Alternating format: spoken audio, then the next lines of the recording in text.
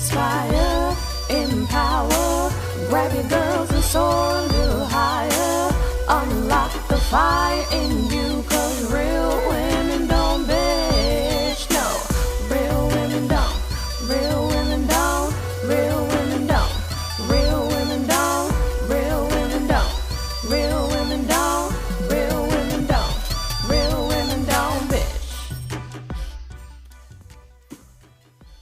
Hey, thank you for joining me on the Real Women Don't Bitch podcast. This is your proud host, August Crenshaw, aka Mrs. Raw, Real, and Relentless. I am the #1 advanced mental conditioning specialist for entrepreneurs because building mental muscle is necessary in order to implement successful business strategies. This show has been created for the woman who is not excuse-driven and needs help building a profitable business. I will be interviewing women from various fields who are willing to break the silence on struggles that specifically affect female entrepreneurs. Welcome to a show where I and guest speakers from time to time share our methods that help us beast our business no matter what is going on in our lives. Whether you are an online or brick and mortar business owner, this show is for you. We will hit every angle, personal, professional, and spiritual. Why? Because on any given day, you get hit with shit from a scenario involving one, more, or perhaps all of the above. It all impacts you and your mindset towards your business. I have made it my personal mission to provide a space where we dive deep into the BS we face on a day-to-day basis. Woo! Yeah, we was getting strike a pose, ladies. So what's going on? Look, y'all, for those of y'all that get to see this on YouTube, Tammy is still posing, okay? Come on, Vogue. So y'all already know the signs, right? Come on, ladies. What's good? Welcome back to the podcast. If laughter is at the beginning of the podcast, if tomfoolery is at the beginning of the podcast, you all know that y'all are in for some heat. Woo-hoo. So for those of you all that were here last season, y'all already know Tammy brought it. And some people say they are something, and some people show they are something. And this woman, I remember I was interviewing her. She's like, yeah, you know, how you going to say you're an author and you only wrote 2 books? She got a 5-page spread on Amazon, you all. So when she says she does what she does, she does it. She does it. She putting the number signs up. Go ahead, shout the number out. Come on, shout it out. 40. Yeah, she's up to 40 books. So look, here's the deal. I'm going to tell you all a secret. Don't ask her a question. If you ask her a question, she gonna say, oh, hold up. I wrote a book about it. Or she's gonna be, hold up, I'm finna write a book about it. But I love that. So look, Tammy's here. I'm gonna let her do a little bit of a, formal introduction just to say who she is. And we getting ready to go straight in because we got a hell of a topic to talk about today. And come on, tell all the listeners, because we got a lot of new folks. A lot. All right, for the new people listening in and the folks in the back, my name is Tammy Terrell Polk, and I am your dynamically different author, speaker, and coach, using the power of the written word to inspire, encourage, uplift, and equip women to eliminate excuses and excel in life and business. I am the proud author of whichever way you need to look at it. 40 self-published books, all written in the last 4 years. And I am a brave, married, homeschooling mother of 3 heads of hair, 15, 11, and 6. Who? We won't Hence even the reason why nobody can tell me what they can't do. I was just getting ready to say, I know somebody would want to sit there and say, how do you do it all? And so, me and you, we get the same thing because we're team no stop. Team no stop. And it's one of those things where people like to say, oh, don't hustle and don't work so hard. And well, it might be hard for you. It's not hard for us. And this is us walking in our passion. I attribute it to three things: Come on now. grace, naps, and cookies. Grace, naps, and cookies. Okay. Well, boom. There it is, y'all. My kids ain't gonna have a problem with the last one. Yeah, they might have a problem with the first two though, especially that second one, because ain't nobody got time for that. No, I got Energizer Bunny kids. They got my DNA and the father's DNA, so it's just a wrap. Y'all want to know how I function as an entrepreneur? You should wonder how I function as a parent. So, I'm just saying. Just saying. So look, we got you up in here, and I mean, you already know they in trouble. Yes, this is one of those segments. I never have a really short guest speaker segments, but me and you, we can go at it. I want you to just go ahead. I just want you to go ahead and get this thing started. What in the world is going on with you with these 12 dynamically different rules? What's this whole dynamically different thing you got going on? You got this brand popping. Dynamically different came out of a time of anxiety for me. I had a real rough patch in life and business from November up until about February, between losing clientele, my baby girl in and out of the hospital after a dental visit gone wrong. I went down myself. I'm grateful that I can see because I sustained burns to my face right after the new year. And so as I was sitting there and processing everything that was happening, there were 12 things that jumped out at me. And whether you are an entrepreneur or not, you faced at least 5 of these 12 things. Okay. So, number 1, have inventory on you. Whether your business is product-based or service-based, you need to have inventory on you. If your business is service-based, you need to have your promotional stuff on you at all times. I'm going to tell you why. Back in December, I was a part of a Women in Business Expo. And usually I don't get nervous if I'm going to set up and I only have my display books. But on this particular day, the anxiety was like, woo! My head was hurting, my stomach was hurting, my chest was tight. I was short of breath because this was a new group. This was a new event. These women didn't know me. Were they going to trust me enough to place an order with me, pay up front, and get their books at a later date? Right. So I was worried because usually I have something on me, and in this case, I did not.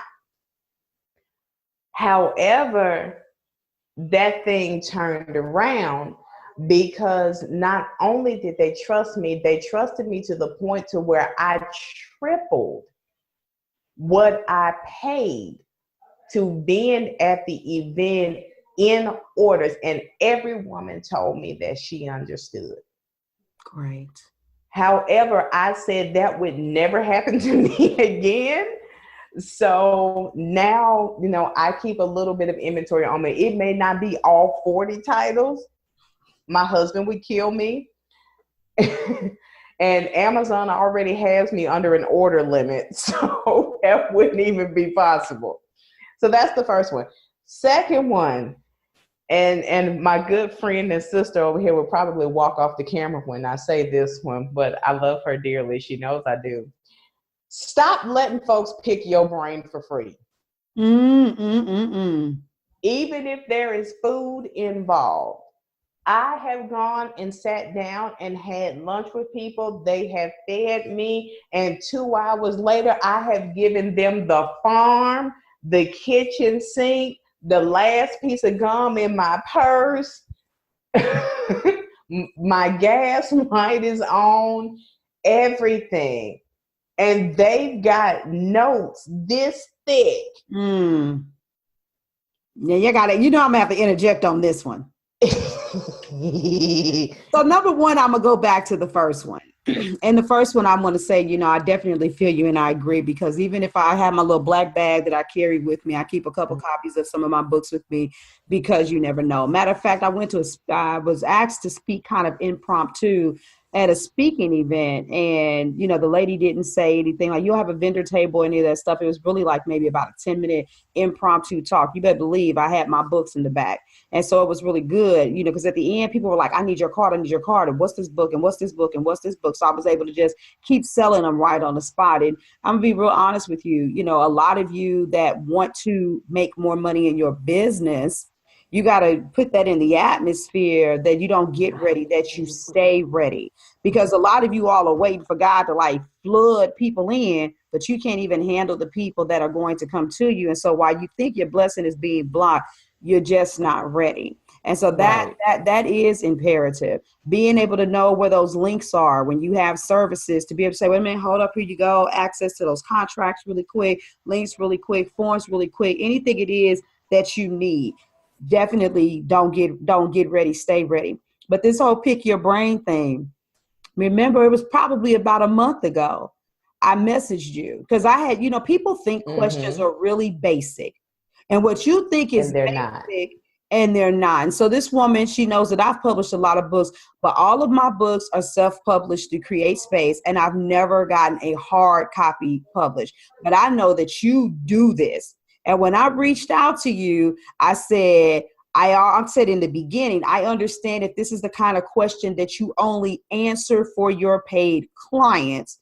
However, I thought of you. So, because my thing is if it was a paid client question, I was going to let the lady know, hey, the woman that you need to talk to, this is her name. You two could connect and you could do it from there. But when I asked you what the question was, it was something that you readily volunteered. And I remember you saying thank you for even just considering the fact exactly that's not a pick my, first of all, no picking brains, period. But it's not a pick your brain worthy question. And I even had another woman, and I know she didn't mean anything about this, a couple of days ago, who asked me a question about, hey, you know, do you think it would work for men and women to be in a group, in a Facebook group together? Once again, you're acting like you're asking a very basic question. But that's not a basic question. But if I would have gotten sucked into that conversation, I would have been like, well, yeah, you know, it could work. It's just that, you know, men and women work differently. So, you know, in order to bridge the gap between the two, just make sure when you do the group, fuck that shit. Excuse me. But that is literally coaching. When she asked the question, I was like, for what I do, I don't discriminate against men, but the way I coach and for what I do, my groups are basically made for women. Right. But anything is possible. I said, you just got to have your business model right and all of that stuff. Now, either she understands that and she's going to go figure it out herself. She already has a coach that's going to tell her, or she's going to come and pay me to figure out exactly how you get that done. But ladies, y'all got to stop answering these questions. These questions, you got to remember, it seems like it's basic for them, and that's why they're asking, but you know that there's not a short answer. So don't answer it. I wanted to put my 2 cents in. You can have it back on that. All right, praise the Lord. And that goes into number 3, set boundaries. Let folk know that that's a freaking paid question. Even if you only charge them the low price of $49.95. Hello. It's a paid question. You have to, and I said this last season, and I remember my good friend writing this down. You got to let folk know what, who, what, when, where, why, how, and more importantly, how much. Yes. Moving right along. Yes. Come on, keep it bringing. Number 4. Work on theirs, but not at the expense of your own. One thing that I said was that this question would never be asked to me again. And that is, Tammy, when do you have time to work on your own stuff? If one of my own clients is asking me that question, Tammy needs to back up the train. One of my own clients said that to me. Mm. So that let me know I needed to revise, revamp, tweak, and change my schedule and my workload to get my stuff done. Why? I'm gonna let y'all know that in rule number 8. Because let me come in here again. So Come on in the room. Come on in the room. So right now I have a summit going. And, for me, when I do summits, I like people that I've already worked with on a regular basis, not necessarily as a client, but in some type of collaboration. And then, of course, I also have a bias towards my clients because I know whether or not they're really passionate for real. I know whether or not there's going to be quality on the other side of somebody paying to work with them for real, for real. And one of my clients was so hyped. She's like, oh man, I'm really hyped about doing the summit. I'm like, yeah, but okay, but did you do such and such? Well, yeah, I'm gonna work on it, but I just wanted to make sure I'm promoting. I was like, sweetie. I said, you still have to build your business. There's nothing in writing. There's nothing in this contract that says in order to be a part of this summit that you pump the brakes on your business. And this is my thing. And whether that's the legwork or whether that's ads or networking outside of, social media, it's my responsibility to promote my event. Now, it's excellent that I built such a synergistic container that at least 50% of the speakers are always constantly promoting. But nevertheless, you can't get caught up, whether that's your clients or people that are next to you that you like helping, because they're going to be eating and you're going to be starving. Right. And then the thing about that is, if you're participating in a summit, you're going to pitch. So if you're not building while you're promoting, you don't have anything to pitch. Mm-hmm. Because, and as an event organizer myself, you expect speakers to pitch. That's like an unwritten unwritten strand through everything. Yes, you do. So if you're not working on your own, what do you have to pitch? And just to make sure that there's even clarity with what you just said, even when you got all your stuff together. So like this person, they know what they're going to pitch. They got their stuff together. But still, as a business owner, you're always, capturing the attention of new people. Then you're connecting with those people. And the ones that you have already connected with, then you're trying to get them to cash out. For the ones that have cashed out, if they don't upsell and they go out, then you got to keep it going around. So you're always trying to get attention. You're always working on making new connections so that everybody keeps on going through this rotating cycle. And so a lot of times what a lot of entrepreneurs do is they get comfortable. So if you've got a lot of clients, it's like, oh, well, I'm good for now. But if you don't keep that constant rotation going, then that's the other thing. So somebody that's listening, because, I'll be liking to catch every little key phrase. I can hear somebody saying right now, well, I do that, but I have all my stuff together and I could just pitch anything right here and I'm settled. Like I said, I'm like you, I got 40 books. I know exactly what I'm doing, when I'm going to do it, blah, blah, blah, blah. But the point is, if you're exhausting your time and you're taking to do something for someone else and you completely shut off the valve on your business, even though that's a potential, an influx of potential clients is going to come through, that it's still not your event. Right. So you want to have enthusiasm for it, but not more enthusiasm than you have for your own business. For your own, right. Yes. Number 5. Come on, this list is off the chain. Come on. Unleash your inner little kid. Oh. I was listening to a summit about 2 months ago, and the lady said, she asked this question, and it made me cry. She said, what is one thing that you enjoyed doing as a child that you stopped doing as an adult that could help you propel your business forward? Now, do you want to share or you can't share that? Is that too intimate? I'm sorry. Well, actually, mine was a mindset practice, which was coloring. Oh, girl, I bet I could color better than you. What's good? I know, right? Because like in high school, we would go to the dollar store, and the dollar store got them fat, coloring books or whatever. And then we would all go in on the 96, box Yeah. of crayons. And we would pass the book around the first day. Everybody would sign the page that they wanted to color or Yes. whatever. And then, well, this person's, class break was first. So they got the book first, and we were passing around and this, that, and the other. And it was one thing that we used to get through, and just take a break from the demands of high school. Because we were all student athletes. Because at my school, you didn't have choice. You didn't have a choice for playing sports. Even if you were on the practice squad, everybody played sports. So that was our thing of letting stuff go. And then especially with me being a 16-year-old high school graduate, I needed something. For real, for real. To calm my spirit. So unleash your inner little kid. I asked in a post last year, when was the last time you read a children's book or watched a kid's movie?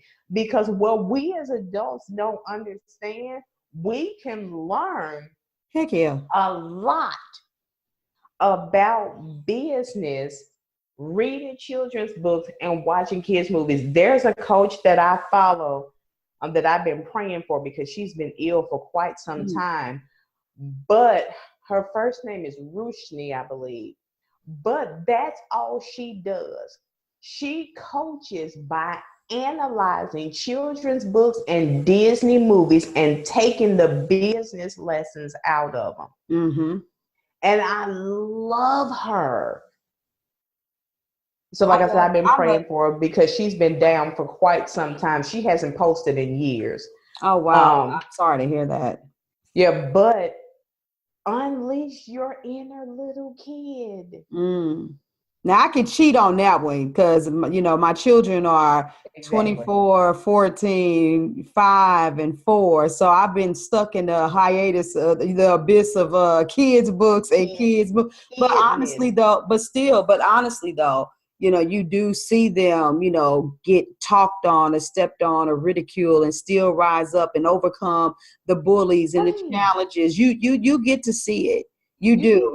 And you always can still get inspired. And I'll be honest with you, the way they make the movies now, even though they're quote unquote still childlike, they're a little grown. They're a little bit more grown now. But Zootopia.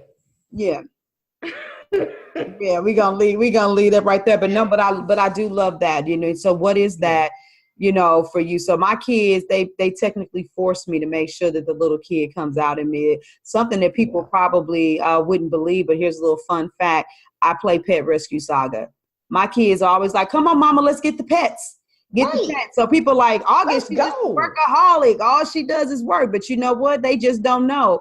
Back in the day, I could sit down and play some Street Fighter 2. It'd be me, my brothers, all my cousins, and they would be lose or get up. I would be the one still sitting down. An hour later, y'all, I'm a game fanatic. So that's fun. I did not know. See, we got something else in common because I got the old school Sega game thing that they came out that you plug into the TV with the 60 games on it. I have an Xbox 360. I have a PS4. My Atari still works. Okay. So yes. And I want a Nintendo Switch for my birthday. I'm just saying. But let me keep going here. Number 6. Focus on where you can and will be used and not where you can't be or you aren't. Now, what made you write that one? I get it. And it sounds self-explanatory. So why would somebody even do that? But I want to know where your head was at when you wrote that out. I was in a situation where a project was taken from me. And I did not think that was fair. Not that the person who the project was given to couldn't do it and couldn't do it well, there was a skill set that was needed that this person did not have. And I knew it, and everybody else in the group knew it. And so I was upset, because I was asked to give this person my ideas for the project. And I felt like that was wrong. And so I got to the point to where anytime I was at that place or in that group, I'm quiet. I sit back. I'm in the cut. But I had someone to come up to me and she said, Tammy, it's not about where you're being used so long as you are being used. Let that go. Yeah, and I'm a huge fan of protecting and guarding your energy. And so I know I make some decisions sometimes and I do things that some people, they may even think that they're rash. You know how they say some business owners, you're a shrewd, business owner. And I'm not shrewd at all, but when I get the wrong kind of vibe from somebody, at least now, unlike when I was 16 or 17 years old, I don't tell you 15 things about what's wrong with you and why I'm not messing with you anymore. Instead, what I do is I just vacate the premises. I release myself from the relationship because, my expression is stress stifles creativity. And so when I see your face, when I hear your voice, if I automatically be like, oh, here she come, or ooh, this is, I got to look within myself. And if there's something inside of me that I need to be more patient, more compassionate, this is an area for me to grow, then I got to suck it up and I got to mature up. But if I'm like, okay, this person is just negative, and so no matter how light you shine, how bright you shine your light, they are just on constant, how can I dim it mode, then I got to get up out of Dodge because and it's like this. I'll use an analogy from back when I used to do hair. Every once in a while, I have a client that would come and it seemed like it was a good person. We get started, we get moving. And then maybe after about, 6 months or so, I'm like, their energy just seems kind of weird when they come around. If I release that person and no longer have them, I say, you know what, you're cool people. However, I just don't think this is going to work anymore. I prefer you find somebody else to do your hair. That person would leave, and I would always get 2 to 3 people immediately to replace that individual, and 9 times out of 10 at a higher price point without having to do more work. Or the kind of person that would, tip more abundantly on a regular basis.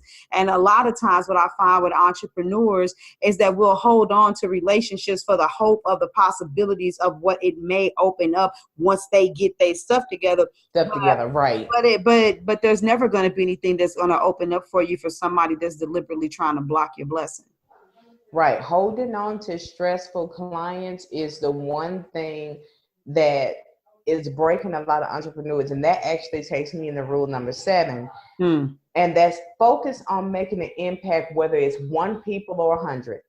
And I know this is going to sound insane, but with this one, I had to learn to stop being numbers focused. Yes. I'm glad you're talking about this, and I gave a little smirk for several reasons, but I'm going to let you make it point. I got to let you make it point. I can't interject yet. Stop being so numbers focused. And I know the influencers and gurus of the day will say otherwise, but if you wanted 20 and you got 3, treat that 3 like the 20 is there. Yes. I had an event back in March. I wanted 20. I had 6, and 2 of them were men. But I digress. However, they felt like there were 20 people in that room. Yeah. And it was to the point to where the men that were there looked at me and said, sis, where are your people? I can't believe this room was not packed. Yeah. And he said, I had somewhere else to be and I'm late, but I was trying to hear what you had to say. Then I get tagged on Facebook. One of the ladies, she like did this live where she just went off, about the event and about the materials, about the goodie bag and this, that, and the third. And the funny part about it was, I'm going to tell you how you know you're making an impact with a small audience. When you have somebody that leaves somebody else's event, comes to your event for the goodie bag and takes that goodie bag back into the other event and spreads it all out on the table, you done did something. Mm-hmm. That's a tough one though, because, and a matter of fact, I'm in a Facebook group and the lady asked a question and she was like, not that you can't have both, but while you're building your business, which thing is, most important to you, making an income or making an impact? That's like me doing a quick summation of it. Right. And I did. And I went inside of there and I said, the impact leads to the income. Impact leads to the income. You're talking to someone who coaches women to know their worth, who coaches women to know how to sell, who coaches women to not just price their products accordingly, but literally to look at every second of time and energy that they put into it to make sure that they're not operating at a deficit. But nevertheless, for me, my problem with most entrepreneurs is that they don't want to really do any work. The gurus are saying whatever they say to keep you in a loop where you always need them. And they're not doing anything but lining their pockets. Not at all. I'm going to tell you something. So in 2017, I had at least 4 times as many Facebook friends as I had prior to doing this summit. And I did get a decent amount of attendees. But with this summit that I'm putting on this time, and I don't even have 300 because I ended up deleting over 1,000 people, and I've been building, and I've been building back up. I have more people enroll in the first 2 weeks, and unlike me pulling teeth saying, get the pass, get the pass, get the pass, every week, summit passes have been dripping in with people purchasing them. I've always had great participation from my speakers to promote. But when I tell you that this time around, God has sent me some speakers that have literally every other day interviewed somebody else on a live video that's a speaker to say, I want you to meet the other speakers. I can't post to IG fast enough or do a story because they doing a story. I'm resharing this person's story and this person is in their group because those women have been impacted. So it's not even just about impacting the people that you want to become clients, but what are you doing to impact another colleague, another sisterpreneur who's doing what you're doing? Because we don't get where we're going by ourselves. I got you on here because you impact me. You willing to talk to me because I impact you. And at the end of the day, you're going to tell your audience that you on here, so they going to come listen. And so we spreading the love. I'm going to tell my audience that you on here, so my audience that already exists is going to listen to you, and it spreads love. And what ends up happening is, you know what? It might be an immediate return or it may take a little while. But I've had people come back to me and it might be 6 months later and somebody says, you know what? They told me that they found me because they heard me on the podcast. And so, but that's what the problem is when you pay attention to numbers, you're about the short game. In entrepreneurship, you got to be about the long game. Got to be about the long term, because the thing about being numbers focused is that's where the burnout, the pressure, the anxiety, the sickness, the stress, that's where it all comes from. Is because because there's a difference between setting a revenue goal and being numbers focused. Exactly. There's a difference because you can hit that revenue goal with one person if it's the right person. I'm just saying. Yes, that's correct. Number 8. Come on. Are you ready, friend? Look, I've been ready. I stay ready. What's good? Their procrastination is not your emergency. Oh, Jesus. Now, you remember when I said on number 4 that I was going to tell you why I said that? For rule number 8, their procrastination is not your emergency. Just because they sat on their tail and it's the day before their event and their stuff is not done does not mean that you need to get up out of your bed and put down your fork and spoon or pause your movie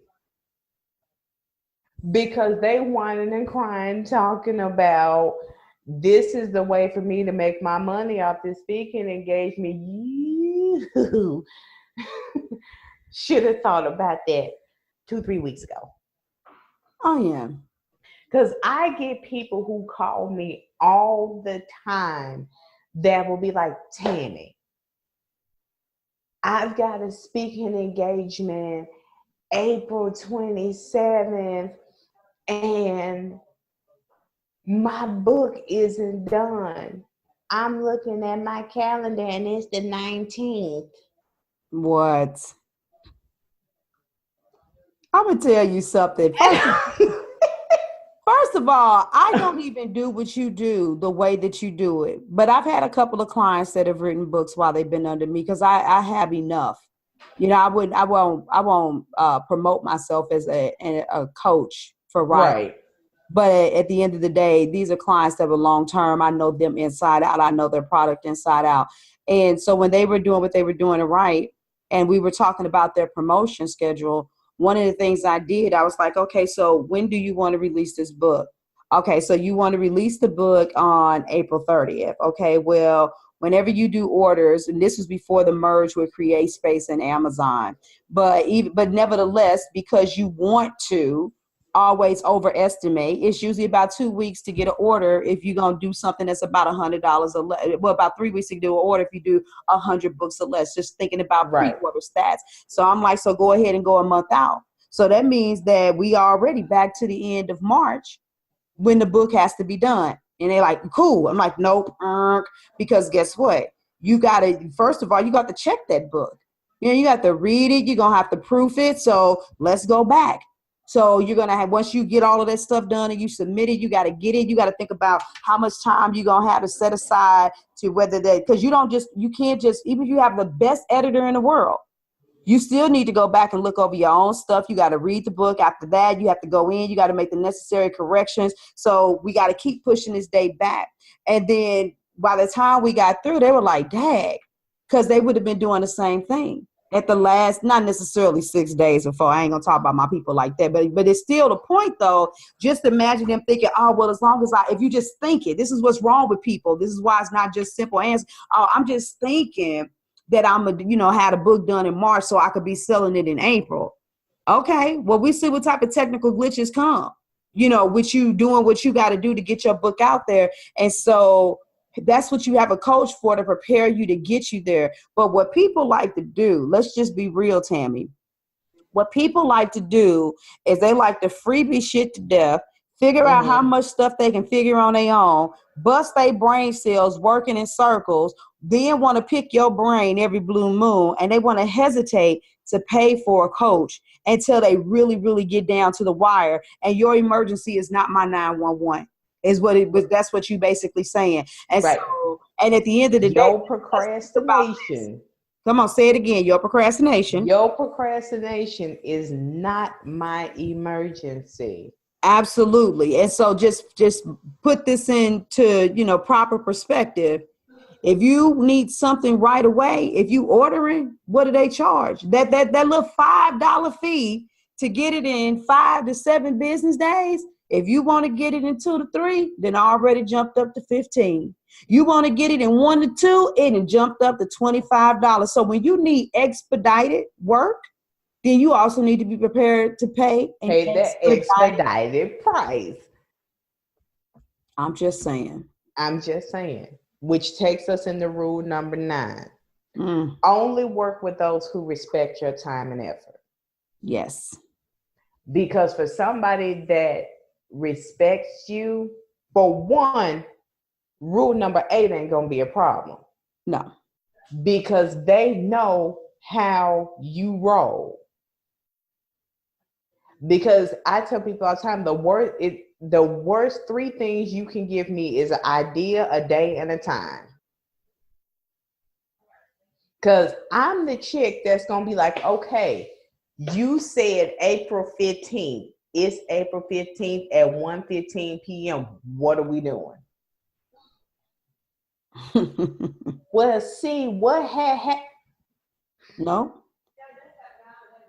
Because you know what, and if you have a real good client, if something that is beyond their control gets in the way, you're gonna know it before April 15th. Yeah, you are. That's like the person that's supposed to be at your house to pick you up at 7:30 to call you at 7:45 to say they're running late. And I know people that's listening saying, Lord have mercy, because you got the cousin that's always late to come and pick you up. But real talk, there's nothing more frustrating than working with somebody who doesn't get the work done. And I've had people that have come in and they've talked a good game. Because I tell people, look, I get down in the trenches with you. I'm going to be there with you. I'm going to work hard with you. So the last thing I need is for you to be playing games with me once it's time for us to go through this coaching experience. So, yeah, people that respect your time and your effort. Yeah. And that takes us right into rule number 10. If they won't pay your price, offer them another resource and move on. But baby. No. But possibly. No. Oh, dang it. No. My business coach helped me with this one. Mm-hmm. She had me to restructure my intake form to put a budget question on my intake.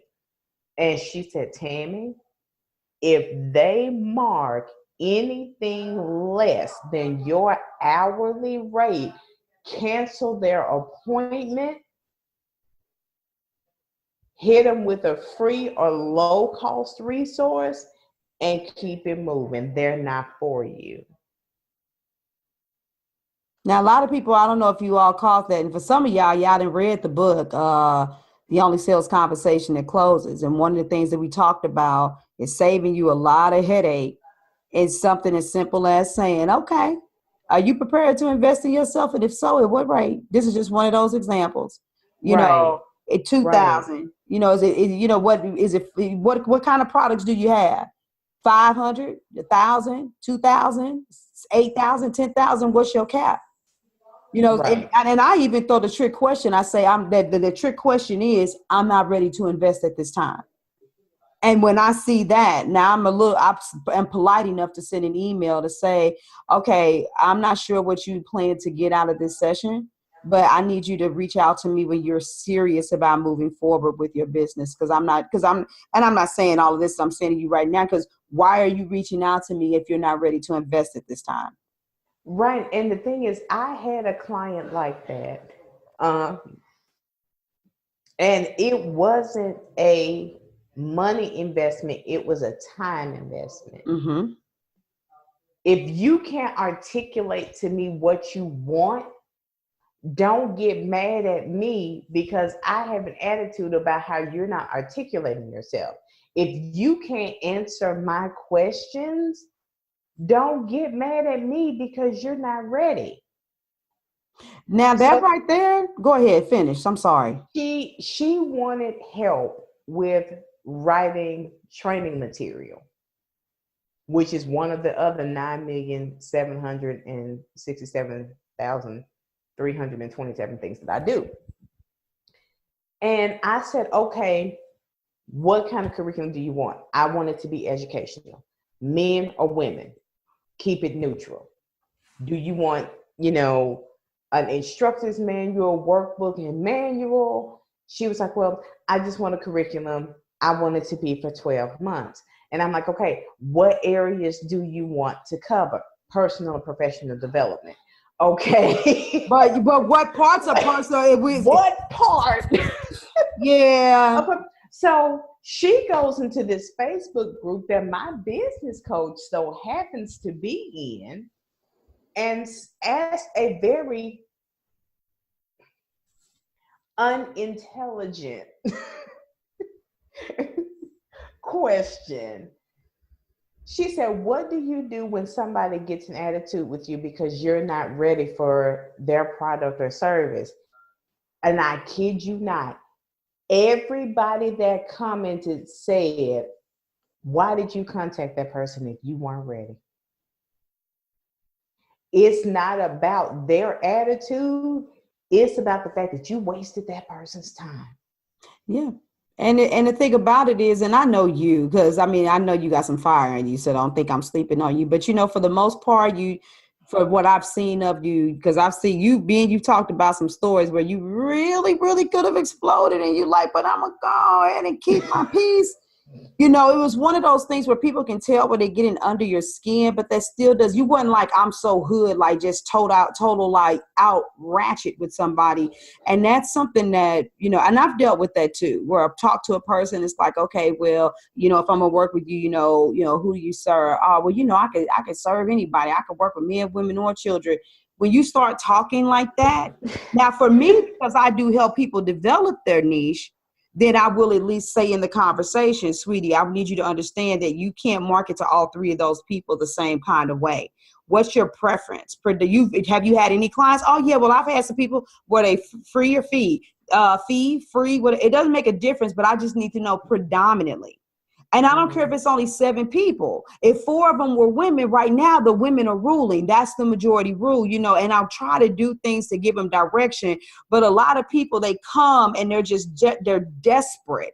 What that reveals is that they're desperate and they're like, look, I can work with anybody and everybody. And I figure if I could just come to you, if I kick this cash down, you're going to tell me what I need to know so I can get out there and I can go out there and make this money, as opposed to truly trying to structure a business. And so when a person comes to you and they are not aware of what they need to know that they're ready, they're really just trying to figure out a way to make money. And for me, and I know that this is for you as well, I don't work well with people who only want to make money. Now I do a real good job at teaching you how to do that, but I'm a passion-driven entrepreneur, which means that I need to deal with other passion-driven entrepreneurs. If you're just a person who's got some black and white paper, you got a bottom line, even though I can, that's not the issue. Exactly. I don't want to because it doesn't make me tick. It doesn't make me feel good. So I don't want to work with you.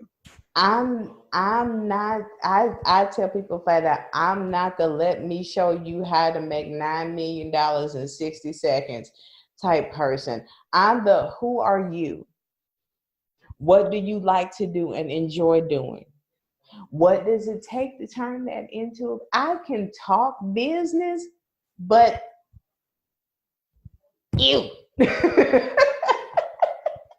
People gonna have fun and watch you and all these facial expressions on the video. Rule number 5. Rule number 5. Rule number 5. Oh, come on. 11. Stop waiting for your friends to move and move. Oh, look, my people know how I feel about that. You building a business or you trying to build a support system? You gonna be on life support or you want to build a business? You have a business or a charity? Yeah, because you're not trying to get your family and your friends to support you or to need you or to help you. You specifically got a group of people that you need to be connected to. And it's time for you to grow up and realize that that's not those people. It is, because even with my event, back in March, I had a young lady to message me. She said, hey, I need to know if this person bought a ticket. And I'm like, oh, Lord, here we go. She's not going to come because this other girl didn't buy the ticket.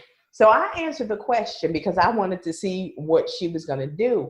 And I said, well, no, she hasn't bought a ticket.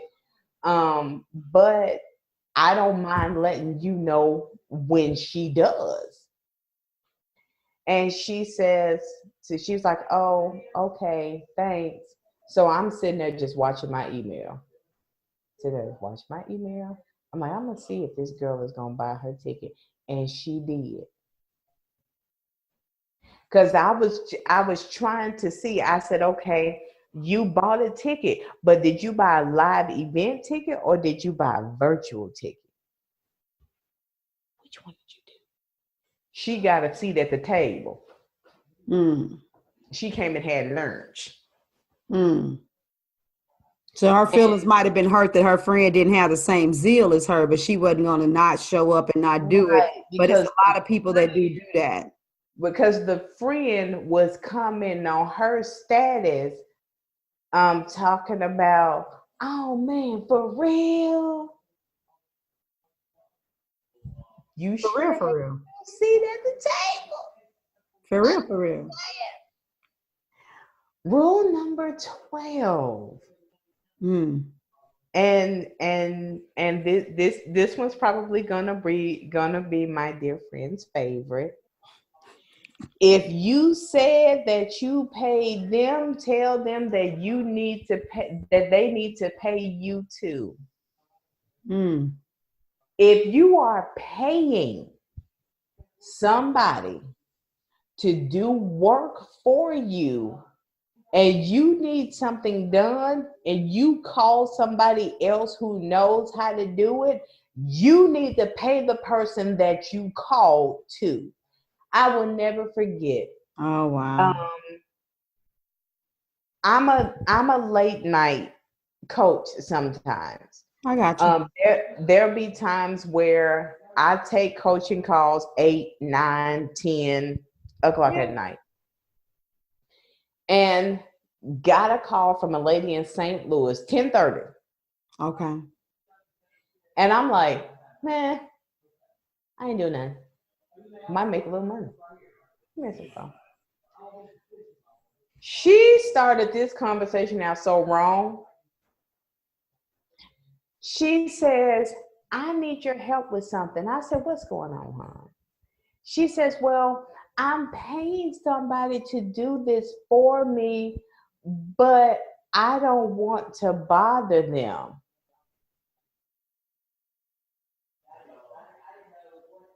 I don't have a comment. I'm like, I has confusion. If you're paying them to provide a service and you need something done, and your rationale for calling me is that you don't want to bother them, but you're what bothering me for free. them for? But you're bothering me for free. But you calling me. You know what? I had a woman in my scenario is a little bit different. There was a woman, there were a couple of us that was in a coaching circle, and she had hired this individual, and they referred her to one of my challenges, and she filled out one of my forms to talk to me, and I'm like, why are you talking to me? Because you have a coach. And she's like, well, it's just some things I can get from you that I can't get from my coach. And I'm like, okay, but what we do is in the same vein. So I really want to know what you want. But by the time we got through the entire conversation about investing, oh yeah, I can do this and I can do that, and this person and my husband is gonna pay and blah blah blah blah. And I think that there was a piece of her that believed that because she said that she was going to move forward, that I was still going to have some level of a relationship and still give. But I was just sitting there waiting, because until you become a client, I have absolutely nothing to give. And so guess who had plenty of excuses? Oh, well, this didn't go right. You went from saying my husband will turn the world upside down to do this for me, and I already told him about you, to now having excuses as to why he hasn't paid.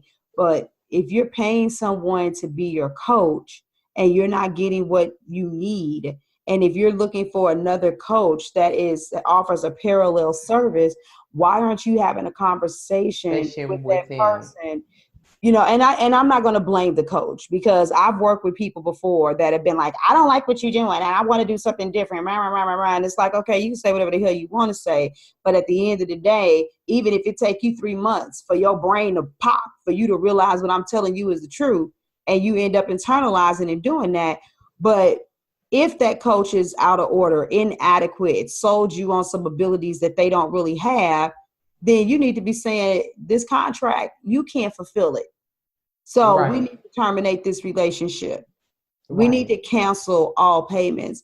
But don't reach out to me and don't try to develop a relationship and gas me up, and you're not really ready to invest. And honestly, I'm kind of going on a different tangent.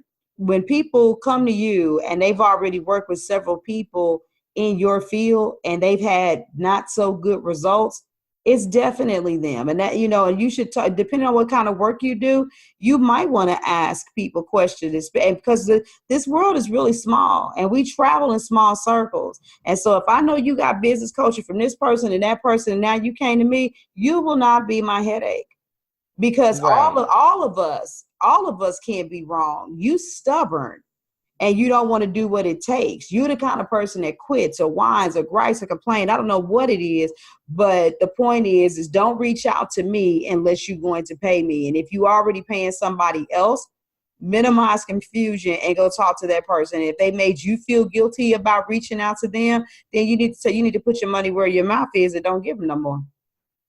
Exactly. So I told the person who called me, I will help you, and this is how much it's going to cost. When my phone goes off, I work. My phone no go off, I don't work. Right. No notification of payment received, then oh well. It was nice talking to you. And I'm that person that's gonna be like, okay, what do you mean you can't bother them? You're paying them for this. Why aren't they helping you with this issue? Oh, well, I just thought, because it's so late, but it wasn't late enough for you to call me in another freaking state, mind you. You're in Missouri. But this piece is missing out of this story. When people do and say stuff like that, 9 times out of 10, the person probably is doing their job right. But what people really try to do is they say, okay, I'm not comfortable with this person or the work that they're doing. I'm not certain that it's right. And so before I call them, I'm going to go try to talk to this person and ask, what would you do? What should this look like, so that they can get themselves the information that they need to then go back to that person. Don't get me wrong. It's all kind of people in this world. And there's some people that really can be pushed over. But overall, that's what you're really saying. What you're really saying is, I don't trust the person that's working for me, and I've got to figure out how I can get the information that I need in order to be able to refute what they're doing. But for me to tell you how to do it right, you still need to pay for that. Exactly. So my phone does go off. My phone goes off. I was pleased with the amount that I saw, so I took care of the problem. And like I said, just from all of these experiences within a 3 to 4 month period is where Dynamically Different came from. Because I tell people, whether it's life or business, you're going to encounter these 12 things. It's time for you to have your year on your terms. That's the mantra of Dynamically Different. My year, my rules. And here are the rules. Now you can add, subtract, multiply, divide these into any way, shape, or form. Howsoever, comma. If you need a place to start, let these 12 help you. True indeed. And there are definitely things that people have to reflect on, and I can easily identify with more than 5 of them that I've had to deal with all of my clients in some facet or another. So Is this a book? You got to opt in? How to get a hold of your rules? And I'm sure you went into more details because you're doing an overview on this podcast. How do the people get it? Of course it's a book, friend. But it is a dynamically different exclusive. That means that Amazon does not have this. It's not even listed on my website. Oh. So this is super exclusive. You have to message me or email me to get this. Okay. So with that being said, you can reach me for this lovely book and workbook combo. Yes. Okay. You can email me at Tammy@TammyTerrellMompreneurs.com. You can reach out to me on Facebook, either through my personal page, Tammy Pope, my business page, whichever one of them you choose. I answer them all.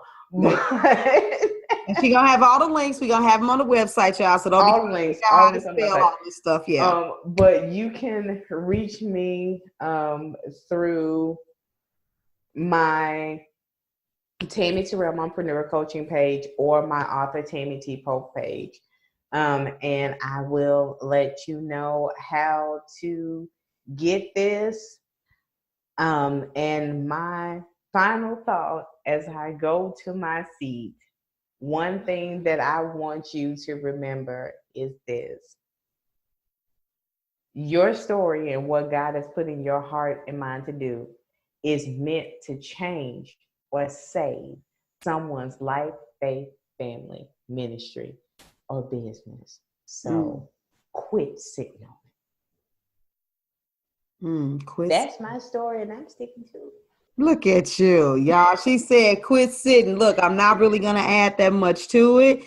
You guys go ahead and reach out to her. All of the links are on the website. Either email her, follow her on Facebook, reach out, send a friend request, send a message, and do what you got to do. So if you find yourself wrestling with any of these things, which, yes, these are common things, as you can see from the examples that I was interjecting and giving, that entrepreneurs do deal with on the journey, and you deal with these even as you level up. Some of them come back up to haunt you. Get it while the getting is good. This is the exclusive. So it's time for you to be dynamically different so that you can make your year on your terms. So thank you guys for joining us, and we will be back next week with more juicy tips so that you can stop whining, bitching, and complaining and get out there and beast your business. We out of here. Bye. Thank you for joining me today. Remember to cultivate a mindset that is biased towards taking action. No bitching, whining, or complaining. Here, our mantra is, real women don't bitch, we get shit done.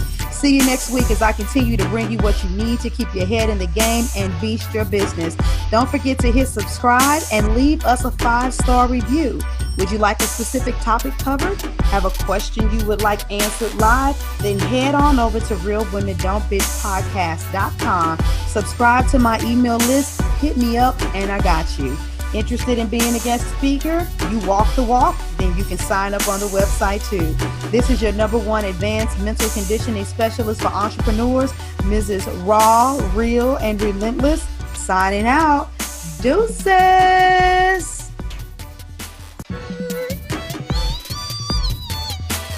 Inspire, empower, grab your girls and soar a little higher. Unlock the fire in